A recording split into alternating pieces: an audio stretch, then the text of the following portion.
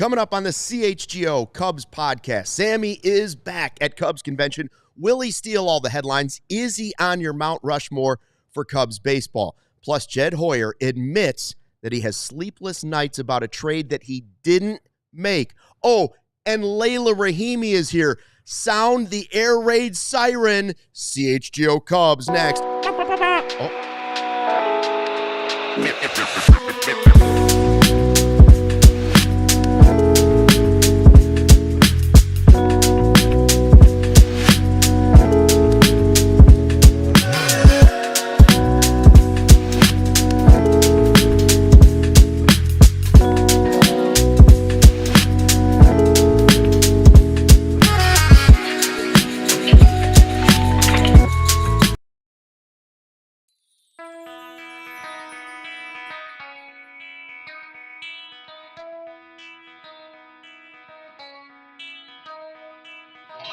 Hey, Chicago, what do you say? It's the CHGO Cubs Podcast. It is Thursday, January 16th. Cold, sunny, Cubs Convention, almost here. And we have a special guest in studio. Luke Stuckmeyer, Cody Delmendo, as always. But now, Leila Rahimi, the score, also known for being the co-host of In the Loop, a famous show back in the day. I thought it was It's the Luke. It's the Luke. That was a later edition when you weren't there for a day. Remind me what year this started? In the Loop started in 2017, I think. Okay. 16? Or 16, like at the World Series. It did, yeah. I couldn't Right remember. after the World All right. Series. Post-grad here. I Post-college started- grad at that time for me. I started at NBC in Chicago in 2015. So, been a minute. And Leila and I famously ran into each other at a Cubs-Astros game with both teams having lost 100 games. Oh, yeah, that's when I was It was with the CSN losingest game in Houston. baseball history, and we were the two sideline reporters. Just the right people for the job. I remember you saying that. You're like, and we're just the reporters to do it. We were the right fit in the loop. It was a fun time. It was a short-lived show. It didn't last that long. But then, we had, what did we have? The Rush. After I was gone, you took over Cubs Talk Podcast. We were ahead of our time. Yes, I wore many hats at the Peacock, as we say. So good to have you. Good to see you. And we'll talk a little bit about the NBC stuff and our, some Grilled fun cheese stuff. Takes. I heard Grilled there were cheese takes. cheese No, that's old. That's I heard you so. blew up That's the so internet. last week. I am pro grilled cheese. Do you call it I'm grilled Leila Rahimi, cheese? and I approve this message. Is it grilled cheese or cheese toasty? Cheese. Who calls it a Is cheese that toasty? an open face grilled cheese toasty? No, it's the same thing. It's just like some people call it like one or the other. Who are these people? I feel like it's a Midwest thing. Is I it could be wrong like on that. calling I've water never fountain heard it a called This a was- cheese bubbler? toasty. I listen. I grew up in downstate, so like I'm. That's maybe where they this, must maybe call it. maybe this is a That's Central where they go, Illinois thing. Hey, but Cody, want a cheese toasty? Okay. People Well, talk she like coulda had that, that but in they don't. Texas. They shouldn't sound like that. But some people do. Okay, let me also ask you this, though. As somebody who grew up downstate, Yeah. I always kind of crack up when somehow that morphs into somewhat south, because being from Texas, which is far more south, Yeah. Mhm. I'm like, what? We still consider this very much the north. Yeah. Right. Like No, everything that's north of like Oklahoma City. that's why I said like when Luke did that fake accent that like I feel like people just try to be as south as they can or as hick as they can. Yeah. Because it's part of the culture and I mean, Yeah, do it- you? But cheese Ex- toasty is not something I've No. heard of. Not really cheese toasty. this is different. But All you're right. right. It's not really grilled either. So I don't. I don't know. Pro. It's grilled. It was a hot debate of what you called it when I was in school. Okay. So pro all cheese on Yeah. heated bread. I call it grilled Yes. cheese too. So I'm just All right, enough with the grilled cheese, you two. See, that's what I'm going to have to do is We reel teased everybody it. in. That's what my Yeah. whole life.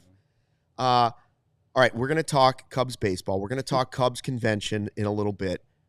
If you missed it, by the way, this morning we lost a baseball legend. Bob Uecker passed away. We'll talk about that in a little bit.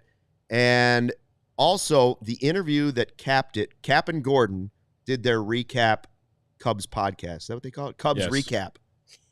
And then he's got the cap and like flaming and there's the big molten lava coming out of a rock. Don't forget like the very boomer driven Yeah. guitar riff. Yeah. It's very Yeah. hot. It's very Yeah. lit. I will say that the the mural or whatever that he's got set up in there is pretty sick. Oh yeah. Well, he's David got Kaplan. himself a whole studio now. He's got a classy little scene going. He does. We know who got the big severance check at NBC. He's building studios for himself over there. I'm waiting for the invite. I was on the phone with him like 2 weeks ago. I was like, "Yeah, you ever want to have me on? I'll come on down. Just let me know." Well, here's what happened. So Always happy. on Monday, on Tuesday, Cap and I were texting back and forth. He's like, "When are we going to have lunch? Come on out to the new studio, and we're going to have lunch, you, me, and Guff." And I was like, "Okay, how about tomorrow?" Which was yesterday. And his instant response was, "Stand by." I got ghosted after that, and I'm like, okay, whatever. Like, I got ghosted. What was he doing? An interview with Jed Hoyer. So now I'm going to give him all kinds of garbage about I got ghosted for Jed Hoyer. Hoyer was in with Cap and Gordon Whitmire. They talked a lot about everything. I do want to talk about the trade. What were your overall takes just from the beginning of the stuff? How much do you think the Cubs are actively doing stuff? I think it eliminated a lot of that stuff. It sounded like a guy who was not done, but pretty close to done. The way Jed Hoyer said it, he made it sound like he wasn't done, but who's left in the market and who might be available based on who they're willing to trade, I think dictates otherwise. If they were going to make a significant move for what they claim is either a focus on the bench or the bullpen, that's probably done in free agency. Maybe if you're really spendy, it's somebody that you're giving up prospect capital for or something. But I just think that timing-wise, they would have been a little more aggressive given how this offseason cycle has gone. It was not what we saw last year, which was a slow offseason. So to me, I don't know how much you're willing to do at this point when we were down to less than a month before spring training.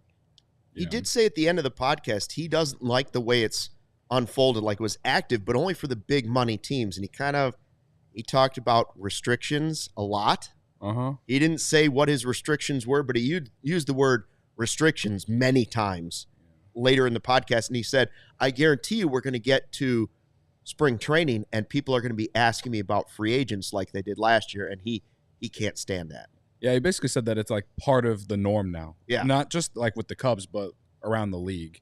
For me, when he says, that they're mostly focused right now on bench and bullpen, he went on and said that bullpen is probably what they're most focused on, or that's what they've been most focused on all offseason. And I'm just like, okay, you've added a bunch of dudes that like haven't proved anything, which, listen, y'all have developed a really nice pitching infrastructure. I have some optimism about it. You've proven it and found diamonds in the rough plenty of times. Julian Merriweather in 23. You made that move for Tyson Miller last year. That turned out to be okay. Like, there's a few other guys in there that I'm blanking on right now. But like, if that's what you've been focused on all offseason, like where? Right. Like, where's the big move? They've made some nice depth moves, right? But this bullpen clearly needs a back-end guy. That's it. Right? That's it to me. They need a back-end guy, and they don't have that. Optimistic about Porter Hodge. Yeah. But that can't be what we're talking about. Right. Show me something that gives you confidence that they can win the division. Show me something that gives you confidence personnel-wise that gets you to I don't even want to say 90 games. I feel like that's too much. Tell me something you're confident about that gets you to 87. Right. Now, I will say, to play devil's advocate, it's not like a bunch of relievers have been coming off the market outside of Hoffman to the Blue Jays last week, and he failed like 2 physicals with 2 other teams. Red flag. Right. Red flag, I guess. I kind of overreacted to it. They all have red flags. Right. That's why they're relievers and pitchers. They're hurt all the time. I think there might be another name that I'm blanking on too. But the point is that, Tanner Scott's still out there. Kirby Yates is still out there. Yep. Few other names are out there. And I don't know how you feel, Leila, but for me, I've always thought that the best case scenario for the Cubs when it comes to closer, like the role, I guess, is if they're able to develop that person. If Porter Hodge can be that guy, or maybe it's someone else that they have. But if you add veteran, proven stability, at least you, A, have a backup, but also there's there's more options there if that doesn't work out. I think every Major League Baseball team would prefer to home grow their back end of the bullpen. Yeah. You know, like the Brewers model in a way is really the prototype. But if you can't do that, then do what the Yankees do and just give up everything you possibly can to get Devin Williams. You know, that to me, I mean, I hate to be that person, but you know, I'm still of the belief that in the haves and the have-nots, the Cubs are still of the haves. They just don't act like it. And if they may not be able to do what the Yankees do, for example. Mm-hmm. And, you know, they made a lot of strides to try to get better after losing Soto. But, yeah, ideally, of course you want to develop your bullpen, especially with how inconsistent it is now because everybody's throwing 100 and you're going to have those injuries happen. So you're looking at year to year, you know, every other year maybe. Yeah. So of course, but it's ideally you want a lot of things to happen, you know. Ideally on 5-7, you know. I mean, these are the takes. I said what I said because I think a lot of fans want them to just go spend whatever it takes to get a guy like Tanner Scott. And listen, I'd get up for Tanner Scott to be on the Cubs. He would certainly make me feel better about the roster, but what in the last 15 years of the Theo and Jed era has shown that they're going to give a 4-year deal to a guy, and that's what he's projected to get. Like, Wade at least Davis, especially a closer. Wade Davis was the last time they spent a big amount of money. They traded for him. They traded Jorge Soler yeah, that's for right. him. But that's Chapman right. that's the last time they invested something. Craig in a Kimbrell closer. is the closest thing, and that was like a 2-year deal. I'm pretty sure. So 2 or 3. What he signed in the middle of 2019 because Ben Zobrist had to leave the team, allegedly, or in my tinfoil hat theory. But when you consider how many games the Cubs lost because of closer, 1-run games that they played in, they're making the playoffs if those don't happen. Yeah, more than likely. Are you speaking to the godfather of the CHGO Cubs podcast, Michael Cullotta, who every day says they need a closer? I had no problem with last year going in with ALLCITY as the guy. I didn't. Because I had seen enough the year before, except for the finish, where he was hurt. The problem was, I still believe, sort of, that he was hurt and never got healthy, right? That's a whole nother issue if that really is what went on. That's your tinfoil hat theory. That's my tinfoil hat here. I don't know anything about it. Yeah. I'm just saying, I dream about those things.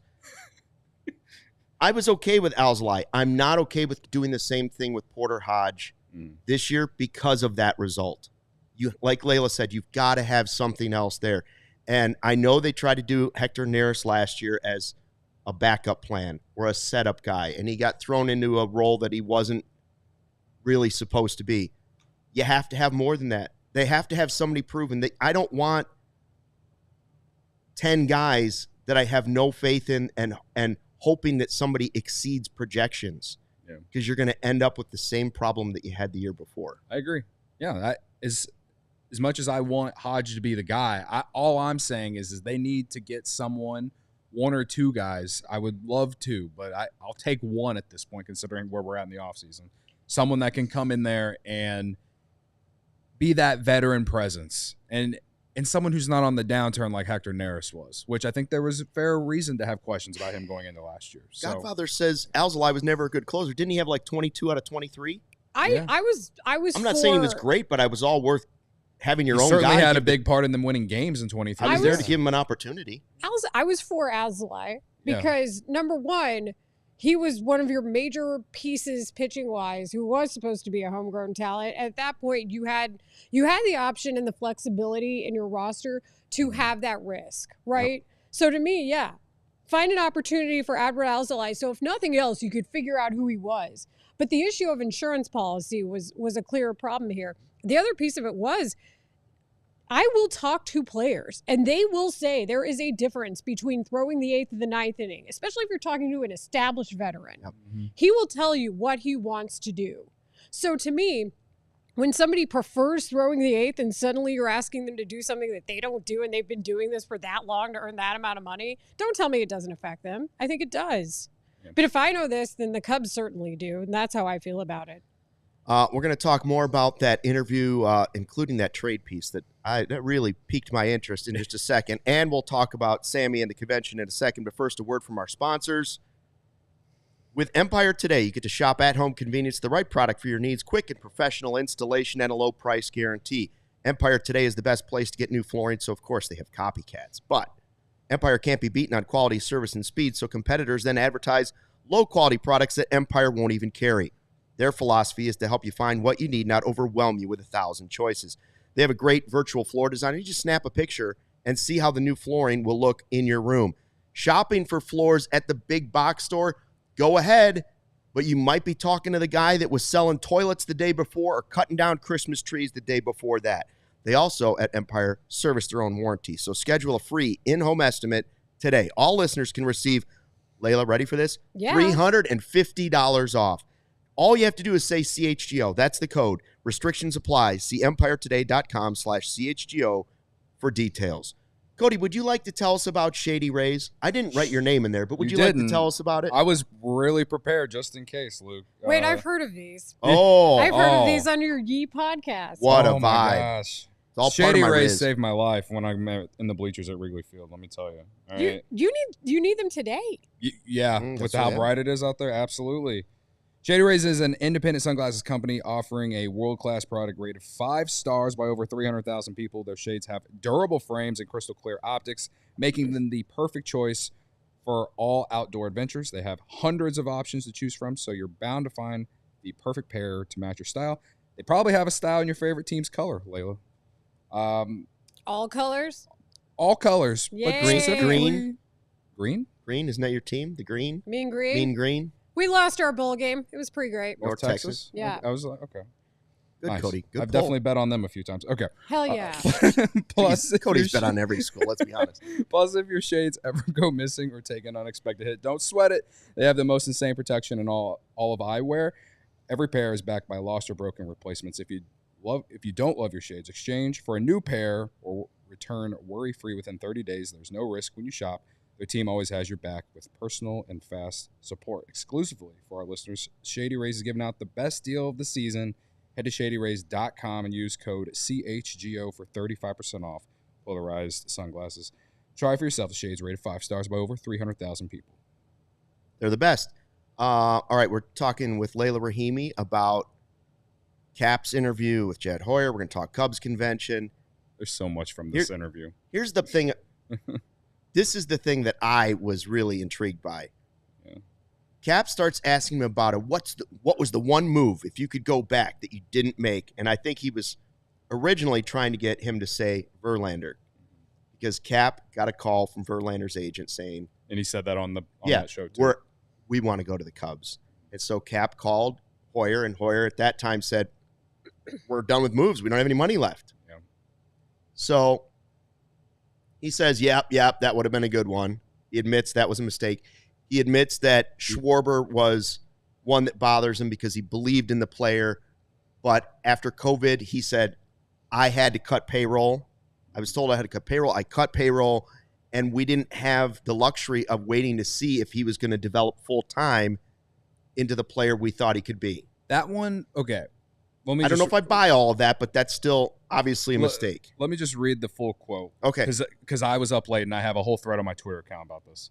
Regarding non-tendering Schwarber, he said, obviously one I look back on was non-tendering Schwarber. We just didn't have any money after COVID. I had to cut money, and that was the move we had to make. I look back on that one. It just feels like we were right about the player in the end. We were right. We ran out of time and patience and money. I feel like he should be a Cub. Ran out of time how? Like, I understand the money part, but how did they up to run that out? point, he hadn't been consistent, and now you're forced to cut somebody. Yeah. But the question... They cut the wrong guys. The question that I bring up about they this, traded the wrong people. Yeah. Look at you, Darvish. Look at the return they got. Well, yes, Owen Casey could be something, but one guy for you, Darvish, right. who's still pitching well. You're right. He's a Japanese legend. Yes. My big thing about that quote that I'm scratching my head about, though, is that they eventually signed Jock Peterson for $2 million more? Yes. Was $2 million really the difference? Like, It was penny wise and pound foolish. What blows my mind about that particular quote is that A, he said it in front of a camera that was recording, and B, that he actually said it. Like, I can't believe that he put that out there for the entire world He admitted it. He admitted he was wrong about DJ LeMahieu. He said when we came in, we probably wanted to make a trade just to make a trade too quickly, and Randy Bush and some of the guys that were still on the staff were like, great makeup. This kid could be good. He's big. Could be a hitter. Could be a player. And they were like, what Just we had, wasn't one of their guys. The scouting report I had in San Diego, not that great. The one we had in Boston on him, not that great. We should have listened to them.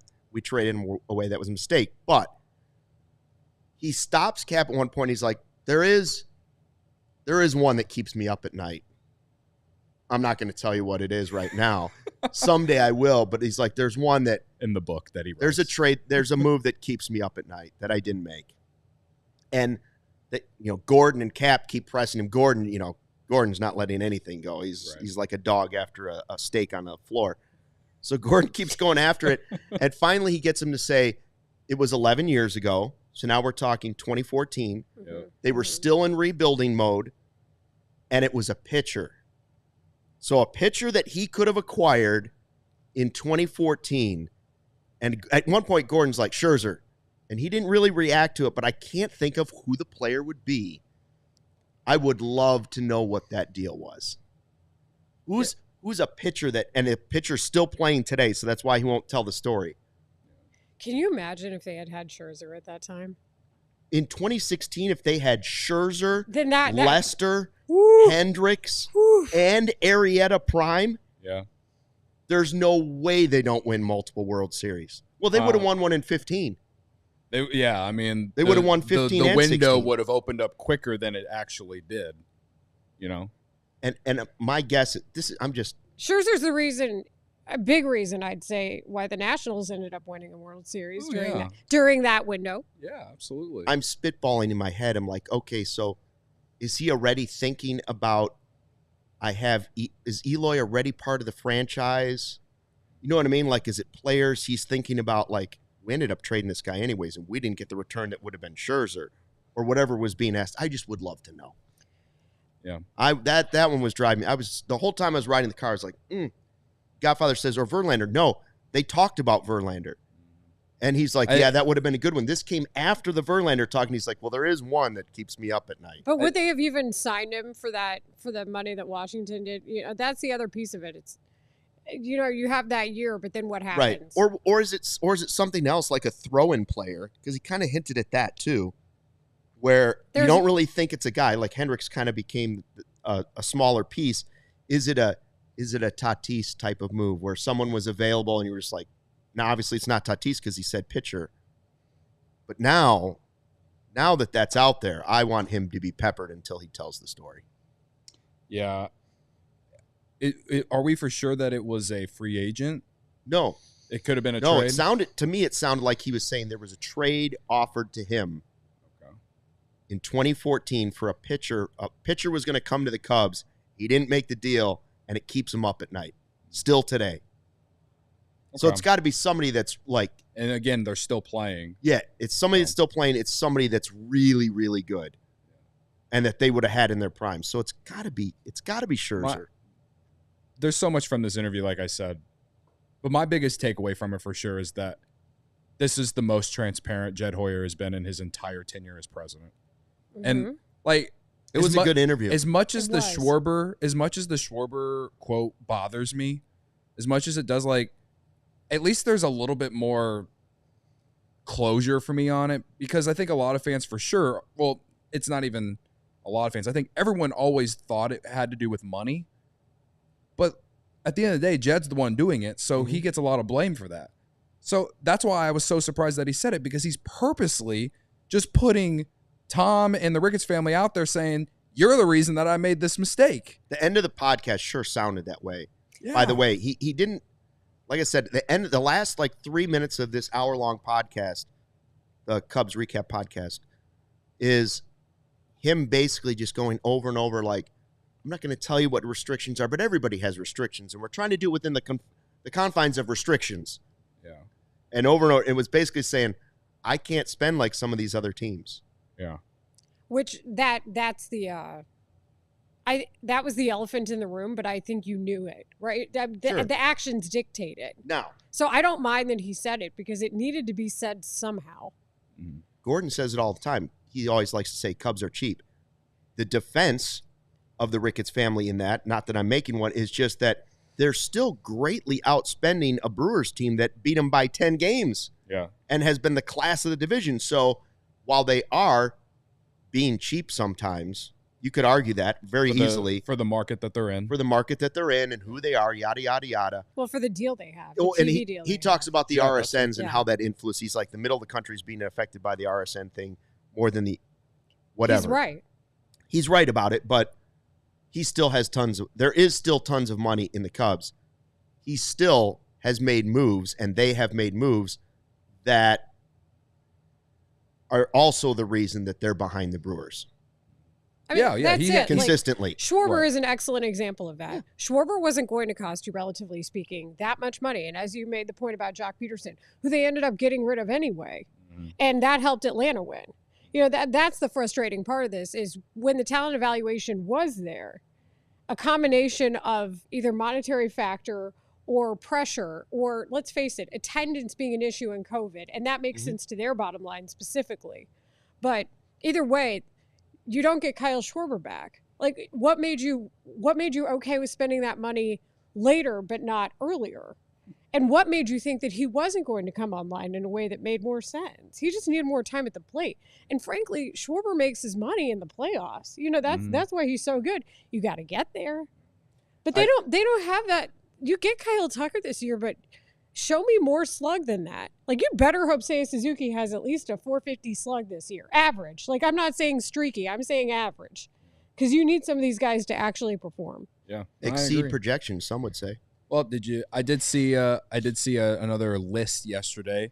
Seiya Suzuki ranked in the top 10 for DHs. Oh. And my first thought was don't let Seiya's agent see that, but I like seeing an outlet out there putting Seiya Suzuki on a list related to DHs because I think we all feel pretty good about the bat, but he does need to hit more homers. Like, you're not wrong, Leila. Like, he needs to slug more. He's a good hitter, but we need more doubles and homers. One of the observations that I was seeing, or at least I was making, I guess, was the fact that if you looked at, say, a box score from a Cubs-Brewers game, and all you're looking at is slug, which is really the telltale sign of why the Cubs struggled last year outside of bullpen, which we discussed. Like, I can tell you where the 10-win difference came. We all can, right? And it was in that lack of slugging percentage, the consistent slug. One player on your team, and at times it was Mike Tauchman, can't be your 450 slugger. No. I'm not even including Dansby No. Swanson, who, by the way, is the only player who signed after the 2026 season. So let's pay attention to that deadline when it comes to how we look at this team coming up. They also have, as we beat it into the ground, they had no superstar player, they had no slug, and they need a 30 home. Everybody's got 30 home run guys. Some have 3 or 4, some have 60 homer guys. The Cubs are dealing with a bunch of guys that hit 20 home runs. It doesn't play in today's game because you're forced to have like 7 of them to be competitive. Yeah. You need stoppers on the pitching side, and you need boppers. Stoppers and boppers. Stoppers and boppers. I like it's a very scientific plan. To play a little and hopes and wishes too. To play a little Dreams. devil's advocate, because I am an optimist at heart. Kyle Tucker, certainly better than Cody Bellinger. Kyle Tucker is the type of player that can impact a lineup all across. I think if you put him in there with, say, Suzuki back-to-back, Michael Busch, whoever, after that, I think all it does is it potentially can make guys better than what they were last year. We saw that during the Golden Era with Bryant and Rizzo and how their presence affected other guys in the lineup, like Dexter Fowler and him having like the best year of his career in 16. Addison Russell. Yeah, like Addison how many Russell two-out too, hits that year did Addison Russell produce? Right. And that's the point is you knew when this lineup was turning over, and you also knew when it was the end of an inning. Like, I can't have all your runners in scoring position be with 2 outs every time because you know the likelihood of what's going to happen. Yeah. And unfortunately, that was a big piece of this too because of the same thing, the lack of slug. Right. But yeah, like they need to prove it at this point. I don't blame anyone who doesn't feel great about the lineup. Like, I feel good about it, but I don't feel great. Barb says, why don't they get Leila a laptop? How can she see the chat? We have a TV screen right here, and she could see it. We do. It's just, that's, Yeah. Usually Luke's the But one. thank you for says, the ask for supplies. Right. I appreciate Christian that. A says Leila for GM. Leila for GM. No, I like just watching and talking, guys. I like just watching and talking. All right, we're gonna also, talk. I'm spending everybody's money. Like, I don't care. That's right. I'm going over the CBT if it's I know. me. Like, I'm just like, hey, is this my money? No, cool, spending. You're like Steve Cohen. She spends. Look at the Vietnamese coffee she brought in. Yeah, here I got this Viet 5 iced coffee. This is Treat Yourself. What day is this? Thursday. Treat Yourself Thursday. We're gonna talk about Bregman and Sosa and more coming up in a second. But first, a word from our sponsor. Started by two college friends, Saturday Neon makes officially licensed collegiate logo LED neon signs perfect for your home, office, dorm room, fan cave, or bar. Check out their new Essentials collection featuring almost 50 of the brightest schools across the country, and they only cost about $75. No better way to represent your favorite Big Ten team, Cody, Illini. Unlike traditional neon, these LED signs won't break or shatter.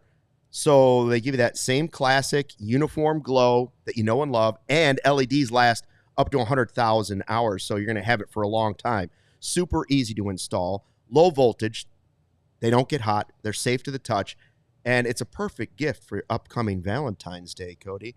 CHGO has Saturday Neon to get our studio signs. There's one right back here on our set. It looks great. Use the code. Really nice. Very nice, yeah. Use the code CHGO for 10% off your order at SaturdayNeon.com. Thanks for all that information, Luke. I appreciate Illini it. with a nice win, too. Way to get back on track. Yeah. I've been pretty nice to IU fans because it was a bloodbath for 40 minutes at Assembly Hall. Anyway, game time. You could have gone to the Assembly Hall and used game time to go watch that game if you really wanted to get your tickets. They have a feature called Game Time Picks that makes getting tickets for events even easier. Game Time Picks filters out the fluff to show you only incredible deals on great seats, so you don't have to waste time searching through thousands of tickets to find the best value. I say this all the time. I hop on the red line at Argyle, and when I get off at Addison, when I go to Wrigley Field, that's when I pull up Game Time because you get the cheapest tickets right before first pitch all the time, more often than not. And what's great about going to Wrigley Field is getting on the red line and just being right there once you get off. So that's one thing that I love about it because the tickets continue to get cheaper as you get closer to first pitch. They also have other things like the all-in pricing feature that shows the total up front with no surprise fees at checkout. Because I know, Luke, you hate bait and switch. Bait and switch. I don't know what it means, but I can't stand it. Well, Hey, it's a $5 ticket. That'll be $700. Oh, yeah, I do hate that. Yes. I do. They show Game Time will show you everything up front. Okay. I switch baits when If I fish all only the life were time, but like that's a that. different story. Yeah, if only life were like that, right? Switching baits is okay. Bait right. and switch is not. Different things. Got it. They have a panoramic view from your seat in the app before you buy, so you can see exactly where you're sitting. And at Wrigley, we know how the poles can sometimes get in the way, so that's very important. They have the lowest price guarantee, or Game Time will credit you 110% of the difference. Their tickets are guaranteed to be delivered on time, and your purchase is covered with the most flexible customer service policy in the ticketing industry with Game Time ticket coverage. So take the guesswork out of buying tickets with Game Time. Download the Game Time app, create an account, and use code CHGO for $20 off your first purchase. Terms apply. Again, create an account and redeem with code CHGO for $20 off. Download Game Time today. Last minute tickets, lowest price guaranteed. Nice. Here with Leila Rahimi and Phil23 Real, Not Fake Foster in the live YouTube chat says, Leila's so friendly. Leila is awesome on 670. Hi. We I'm agree. happy to be here. It's nice to hang out. And I got my steps in because of you guys. Got to Yeah, walk elevator's over. broken. Got to take the steps up, too. Loved it.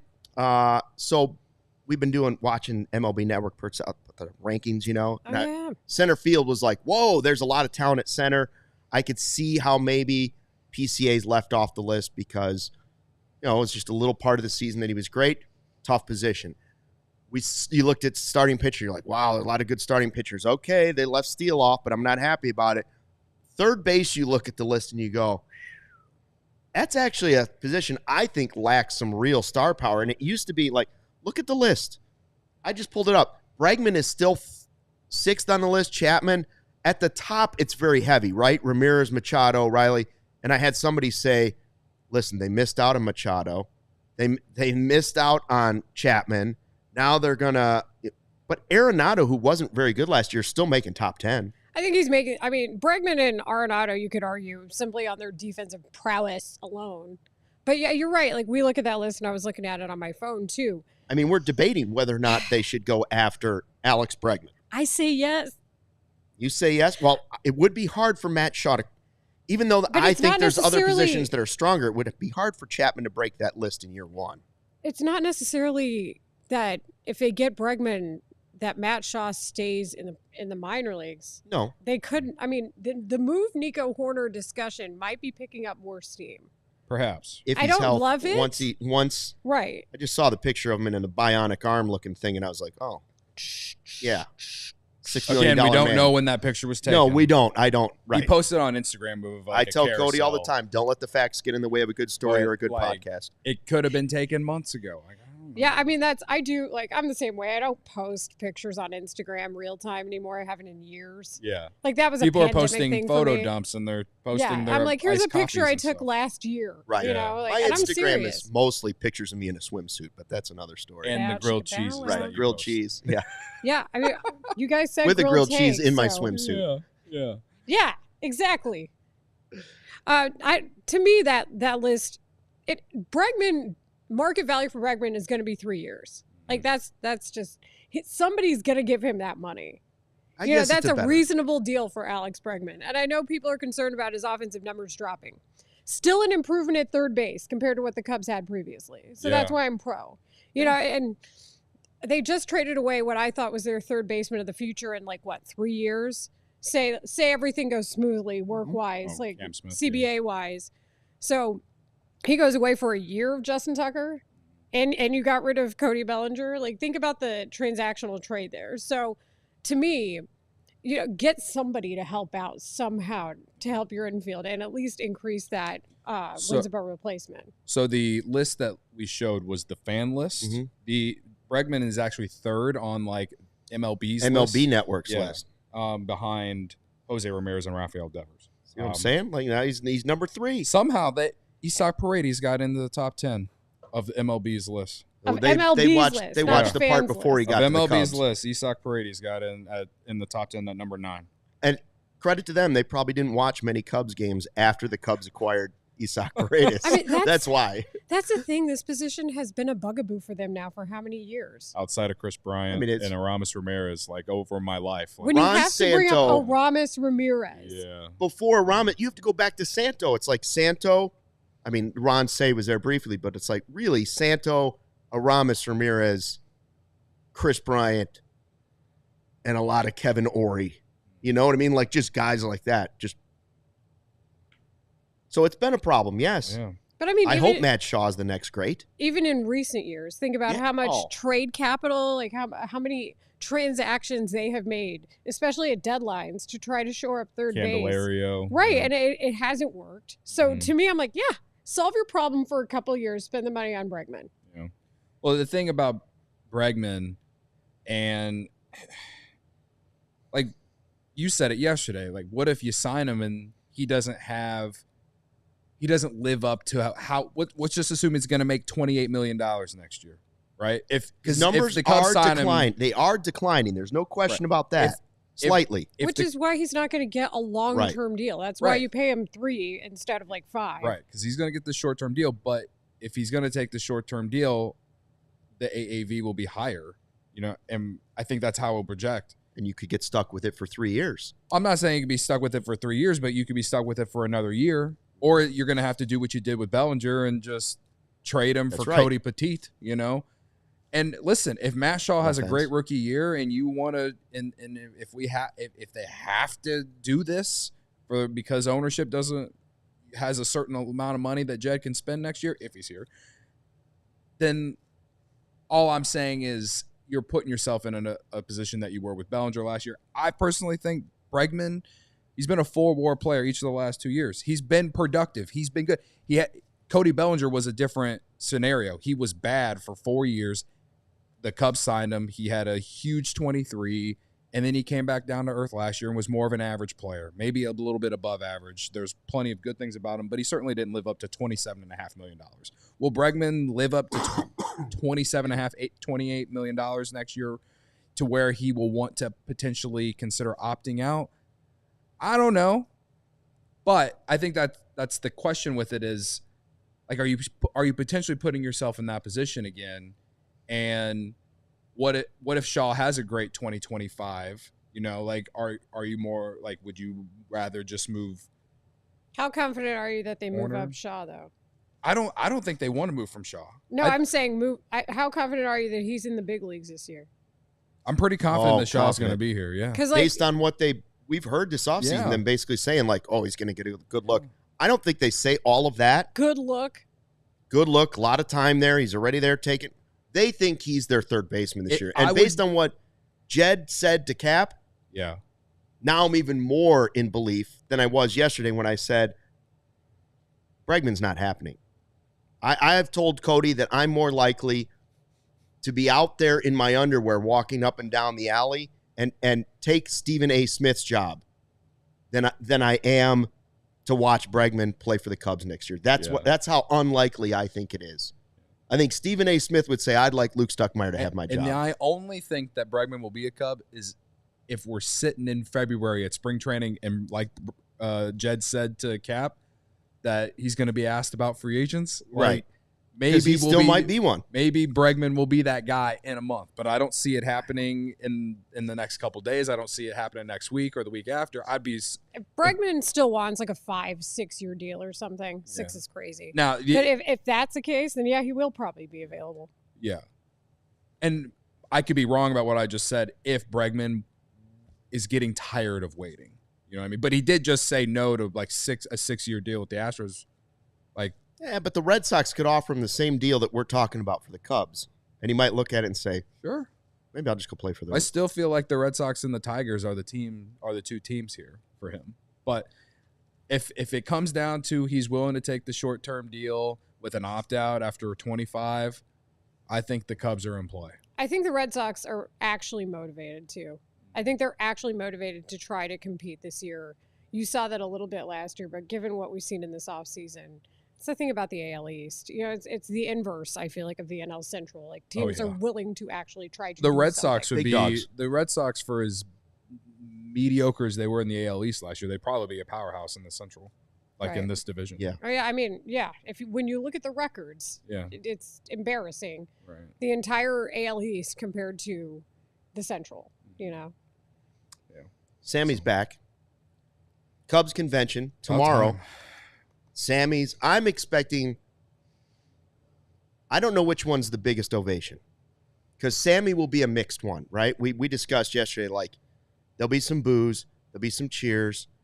The Codys of the world will be cheering and losing their minds. And the godfather of CHGO, he'll be there booing because he knows about the steroids and says this is no good and I don't want to ever have him back. He's back from exile. It's going to be a loud ovation. Will it be louder than Rhino fighting cancer, or will it be louder than Tucker? Probably. It just might be louder because it's two different ways. Like those three things will be major ovations tomorrow. Sure. I mean, Sammy, whether you want to think that the Cubs are pushing this to distract us from the lack of anything the last couple weeks, the fact that Sammy Sosa is going to be at Cubs convention this year, after all this time, after all the rants that I have gone on about this, has you sweating a little bit, doesn't it? You're so excited. Yeah.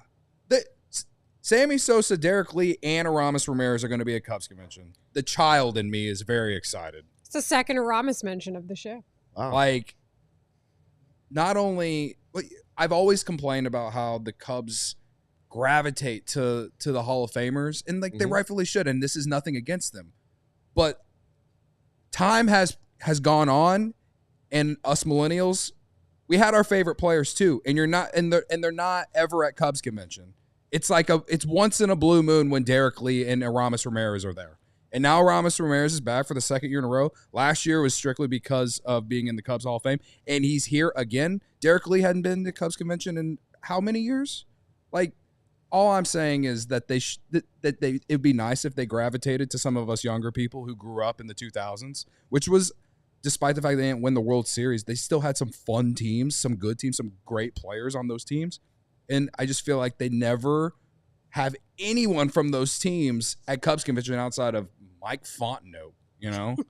Nothing against him. I liked him too. But like the D-Lee and Aramis Ramirez and Sammy Sosa were, you know, what I grew up with, man. So I'm excited that those three guys are going to be there and kind of give the people around my age something really exciting to see. I think in the order of appearance, or at least the order of applause, it's going to be Rhino, then Sammy, and then Kyle Tucker. Because so many people are going to Cubs convention to see Sammy Sosa. Oh, yeah. Like, I don't know that the Ricketts will fully absorb that until they see it in person. Yeah. This is a big deal to me. The question is, how do you respect what happened prior to this? Now that he's back in the fold, what does back in the fold mean for him? Does it mean getting a statue? You could argue he could get one. Oh, yes, but we've said it's the easiest one to make. It's the hop. Right? Like you don't have to be like, oh, is it Sammy? I guess it could be him running out. Yeah. It could be him running out to the outfield. But the home run, to me, it's the hop. And yeah. Jed talked about when he was younger. Yeah. He went in 98 to go watch Sammy. I was working in Lincoln, Nebraska, and found a way to convince my news director I need to go to Wrigley Field to see the Sammy Sosa thing. And I drove out there with a camcorder. It was, as Jed said, you've never seen adoration for a player like that. Now, I did here in Chicago because Michael Jordan. But for baseball, I don't know if there's ever been a more adored player. And for some, it fell off a cliff. But for others, it just kept on going. Yeah, absolutely. Right? For you, it kept on going. All right, so. Not sitting here without him. Like that he is a big part of my fandom. So, Cody and Leila, if you're building a Mount Rushmore for the Cubs, is Sammy Sosa on it? This was a question posed regarding Anthony Rizzo amongst James Naveau and me. I mean, and we were Rizzo's batting a no around for the me. idea. Rizzo's a no for me on Mount Rushmore. As much as I appreciate Anthony Rizzo, yeah, perhaps the best way to honor him would be to sign him since he's still available to some sort of reasonably priced deal. We have no backup plan at first. Yes. So, I don't know what season Rizzo is in of his career. Is he okay with that? After what happened with the Yankees, you could argue maybe yes, but it's the Yankees. It's a different discussion. I try to look at it as, if this is really okay, if everybody's really on the same page with Sammy, then you can definitely argue yes when it comes to Sammy. But that would mean, like, I think about it as whose statue is at Gallagher Way right now. Hall of Famers. And additionally, you have to respect who won you a World Series. Mm-hmm. So somebody off that team probably makes the 4 if it's just 4 heads on Mount Rushmore. But if it's 5? Here's the 2 that are on there for sure. Yeah. Ernie Banks, nobody's ever going to question Ernie Banks. Ernie's one of the 4, period. I believe Rhino is clearly one of the 4. Yeah. So there's 2 names on there. You got 2 spots left. Who are your other 2 spots? Are you taking the problem with 2016 is Bryant was the best player. It didn't last long enough. No. So he's not on the statue. Is it Madden? Is it Theo? Is it somebody that's not a player? For me, Mount Rushmore should be players. Yeah. Because players, Theo is responsible for it. Madden is responsible for it. In some ways, Ricketts is responsible for it in allowing his team to spend no money, win no games. There's less people coming to the ballpark and letting them tear it down, which was something they had never done in Cubs history. So he does get that credit from me. But players, gosh, who are you going to take off? You're going to take off Santo? You're going to take off Billy Williams? Fergie Jenkins? You're going to take off Fergie? You get Greg Maddux? I wouldn't put Greg Maddux. Hack Wilson? I mean, just go down the list of all these other great players. I agree. Somebody from 16's got to be on there. And normally I would just say just kind of let it be Theo, but I don't think you can because I want it to be players. No, and then Sammy's players. A whole different beast. I would put Sammy on there. Well, I would. I would. So the problem with this is legislating that era was way above our pay grade, and baseball decided that they needed them. So then I'm accepting it. Yeah. I would make the argument for Sammy, but I also am not from here, and I don't understand the upset over Harry him. Carey. Some people say Harry Carey. I mean, statue. Sammy Sosa would be in the Hall of Fame if steroids weren't a thing. If it wasn't looked at by the writers the way that it is. So your perfect player, Mount Rushmore, Ernie, Rhino, Sammy. I'd put Ron Santo on after that. Billy. And so you're going to skip the 2016 team. Yeah. Isn't that crazy? Yeah. But when you talk about Mount Rushmore, I really do think body of work matters. Like, unfortunately, that team just didn't have anyone that is going to go on to be in the Hall of Fame. Or we're going to talk about Anthony Rizzo as Hall of Very Good for when we look back on his career. He'll be Hall of Very Good. We'll talk about Chris Bryant as being like what if, and I think the only players that you can make an argument for that were on that team to be in the Hall of Fame are John Lester, and I'm going to argue for Ben Zobrist because he's in my Twitter picture and friend of the show, and he's a friend of the show. I would say Billy over Santo, but if you're including Santo's broadcasting part, that's a little bit different. But if you're going to do that, then you got to, Harry Carey. Yeah. But we're talking about players. I know. So if it's just players, I'd say Ernie, Billy. God, Fergie was unbelievable too. But I would say Ernie, Billy, Rhino, and Sammy. If you're arguing body of work. If I did just 4 players, I'd leave. I also Ernie's would leave 2016. Yeah. Doing what he did for so many years. Come on. I think when you're talking about Mount Rushmore, body of work matters. If you were to ask me to name 4 or 5 players in Cubs history that like had the biggest impact, I guess in the most historical moments or historical periods of their franchise, then I think you would have to put someone from 2016 on there. But we're talking about the 4, like the Mount Rushmore, and I think that Mount Rushmore is more about not only impact, but like the city and the organization, but stats and all of that, like over time. Faces of the franchise. Yeah. Also, why does it have... That is Harry. Why did the Mount Rushmore have to only be 4 people? Well, and Mount Rushmore, let's face it, was there also is Crazy Horse. very it's just early not on done in yet. American history. There should have been like 6 people on the original Mount Rushmore. Can we make somebody the Crazy Horse? Maybe Sammy could be Crazy Horse, just not finished yet. It's not complete quite. They're still working on it. Yeah. It's obviously a debate that you can talk about forever and ever and put different people. I don't care. You want to put someone from 2016 on there? I'd put John Lester. If you did a Bears one, however, if you did, I say players only. But if I did a Bears Mount Rushmore, Sid Luckman. No, but you can't leave Papa Bear off. Yeah. You can't leave George Halas off. Right. He's created the league. Yep. So for me, I changed the rules because that's what I do. I'm a flipper and a flopper. I changed the rules for Bears and Halas is on it. For the Cubs, I'm willing to take and just make it players. And in that way, to me, it has to be Sammy because of exactly what Jed said.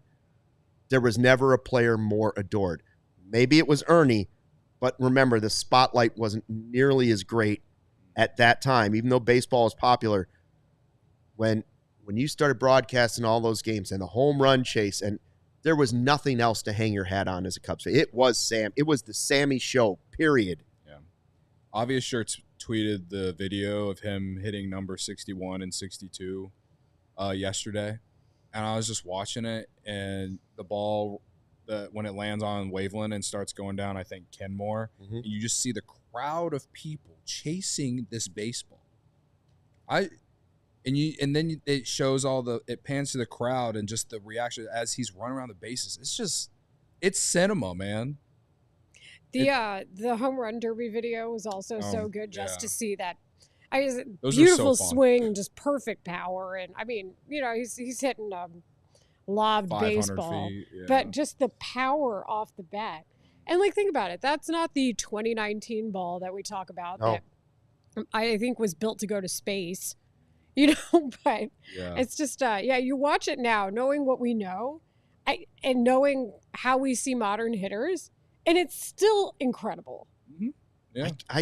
I also think it's great theater this weekend on how it will play out between Sammy and former teammates. Like, the Cubs are welcoming him back, but Rhino's been pretty clear that he doesn't want Sammy in the Hall of Fame, right? And so have other former Cubs, because they say on the plaque, it talks about integrity and all these things. And Sammy's basically admitted he did some things the wrong way, which we know what he means.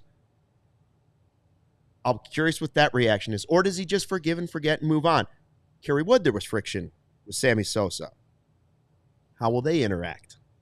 Because all three are going to be there. Other players, too, there were players that did not like Sammy Sosa. No question about that. People who didn't like Michael Jordan either. Sure, that's true. Yeah. Oh, Michael Jordan punched some of his teammates. I'm just saying. So did Carlos Zambrano. It's another story. I would like to see, hey, you want to see a Cubs convention thing take off? Get a steel cage. Put Zambrano in there with D. Lee, who had to be held back. Throw Michael Barrett in there with them and some other guys, some big guys, and see how that unfolds. WWE. You're always talking WWE around here. This sounds more like a Royal Rumble to me than a steel cage. So steel cage is typically two people. Throw them over the top rope. Yeah. Yeah, this sounds like a Royal Rumble, and you're playing people's music, and then they run in. Yeah. Choreograph it. Be amazing. Yeah. Work with these guys to be like professional wrestlers for like a year, and then throw them all in a cage. Tell me that wouldn't be at their ages now? Sure. No, that's when it's good, because nobody cares. There's no money riding on your hand anymore. Right. You can do whatever you want. Yeah. Come on, Joey. Oh my God, here comes AJ Przinsky. He's coming into the ring out of nowhere. He comes in like one of the Hart brothers. And Michael Barrett gets really scared. Too old of a reference for you? No. Who's the old guy that you love? The guy from Texas, by God. Oh, yeah, Jim Ross. Of course. Oh, sorry. I mean, and also Stone Cold. Hello. North Texas, by the way. Played for the football team and everything. You went to North Texas? Yeah. I didn't know that. Yeah. I knew he's from 316. Texas. Okay. Yeah. No, definitely. You're going to have to do the, by God, that's Michael Barrett's music. We interviewed him once. Do you remember that? Yeah. Yeah, that was amazing. It's a highlight of my career. Well, that and hosting In the Loop with me. That was 4 In the Loop. Oh, that's right. All together. Both in the same. One in the same. Luke already forgot. Forget everything. It was 4. It's the Luke. It's the Luke. That was the one. Like Leila took one day off. No, I was gone for the Olympics. Oh, that's right. Yeah. I saw her. She had an Olympic jacket on today. She came in. It was a power play. She came in, Olympics jacket, NBC logo. It's an old jacket. I love it. It's gold medal around her neck, and I was like, yes, we know, Liv. I miss working with you, Luke. It's nice to see you. I do too. It was good.